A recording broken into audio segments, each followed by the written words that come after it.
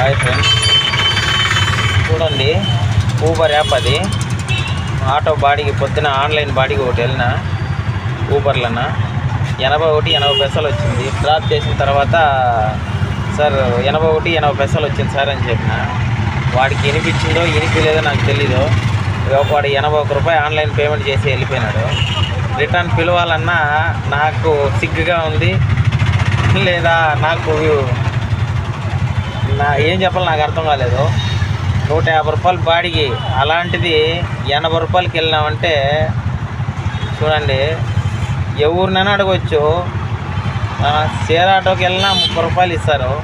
అలాంటిది ముగ్గురు మనుషులు ఎక్కించుకొని లగేజ్ ఎక్కించుకొని డ్రాప్ చేస్తే 81 పైసలు వచ్చి వాడు 81 రూపాయలు వేసాడంటే ఎంత దళిద్రోడు ఉంటాడో చూడండి.